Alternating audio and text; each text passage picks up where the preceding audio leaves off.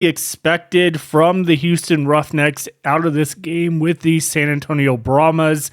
When I picked them in my weekly pick'ems to win this game, I did not expect a 27-3 victory, almost shutting out the San Antonio Brahmas in their home opener.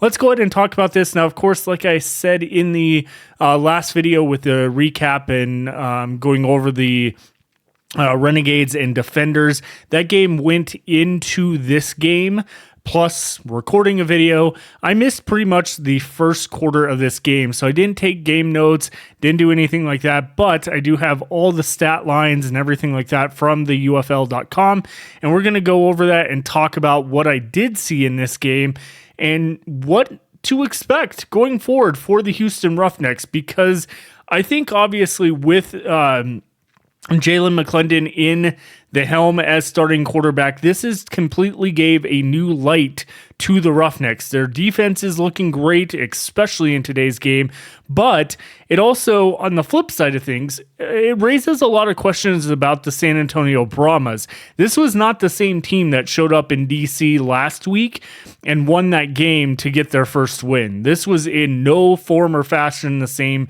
team, and I will say, we'll talk about it on Tuesday, but their fans showed up in this game. The attendance was just over about 14,000, a little bit more than almost 14,500, close to it. But again, we'll talk about that on Tuesday with the ratings and attendance video as I break down more of that. Overall, though, I didn't think the game was the worst game, but it wasn't anywhere near the three games we got this weekend that continued to just be better and better and better. So when we go to the stat board, obviously, like I said, 27-3 was the final.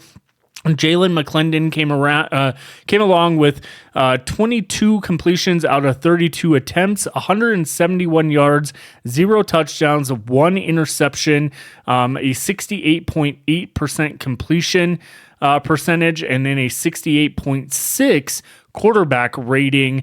Not terribly for Jalen McClendon. When we look at the other side of the ball, we saw Kellen Mond, only 4 completions at 9 attempts, 35 yards, 1 interception, 44.4 completion percentage with a 15.7 quarterback rating. That then led to the former Houston Roughnecks, Jarrett Gornatano, coming in and having 6 completions out of 15 attempts for 29 yards and an interception. 40% completion rate and a 20.1 quarterback rating. Not a good day for the San Antonio Brahmas across the board. The only person that put points on the board for the San Antonio Brahmas was their kicker, and unfortunately, it just didn't do anything. There was nothing to it. Unfortunately, that's kind of where we were at with this. It was a 33-yard field goal from Tristan Vizcaino, I believe is how you pronounce his name. But I mean, adds points on the board for San Antonio for the year, but this was a blowout. Unfortunately, I almost thought that it was going to be a shutout by the Houston Roughnecks if it wasn't for that field goal. But overall, when we look at the team perspective of the Houston Roughnecks or whatnot, their offense did very well. You had Zekondre White, 11 attempts or 11 completions for 40 yards and 1 touchdown, longest being 13. Kirk Merritt, 6 attempts for 24 yards, 1 touchdown. Jalen McClendon, actually, these are rushing yards. I apologize. Jalen McClendon, 8 attempts for 17 yards, longest being 7. And that was pretty much where we stayed there. They had a total of 32 attempts, rushing attempts for 106 yards and 2 touchdowns. When it comes to the receiving end of things, Justin Hall, 9 completions for 68 yards. Josh Peterson for 3 completions for 27 yards. Kiki Chisholm, 3 completions for 18 yards. TJ Vasher, 1 completion for 14, and then it kind of just falls off as we go through the list there. Total completions, 22 for 171 yards, and 19 being the longest completion for the Roughnecks. They did not get any receiving touchdowns in this game. For the San Antonio Brahmas side, it was just dead across the board. Jacob Harris had one reception for 24 yards. John Trey,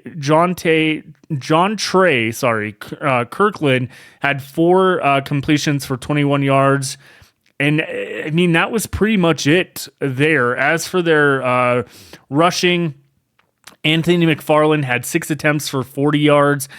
Jarrett Goratano, I believe is how to pronounce it, 3 attempts for 24 yards. Adrian Robbins, 3 attempts for 12 yards, and that was it. Again, quite a shutout for the overall defense for the Houston Roughnecks. They had a total of 4 sacks on the day for them, and then, of course, they came away with 2 interceptions on the game.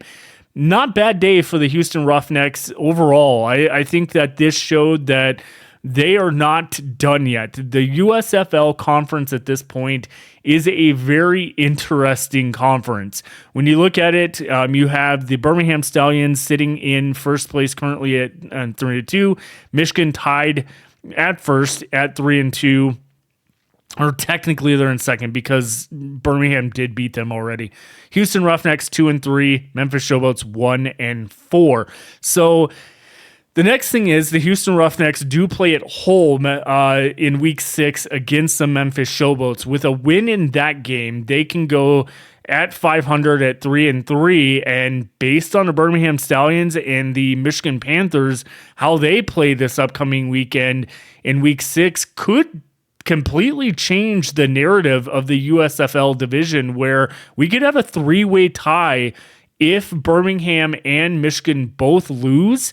The Roughnecks and them would all be in a 3-way tie for the USFL Conference Championship contenders at that point, and that's going to make a very interesting game or games going down the road when it comes to the playoffs with only 4 weeks left in the season. We have week 6, 7, 8, 9, and I guess 5 weeks technically with 6 through 10. So it's going to be interesting.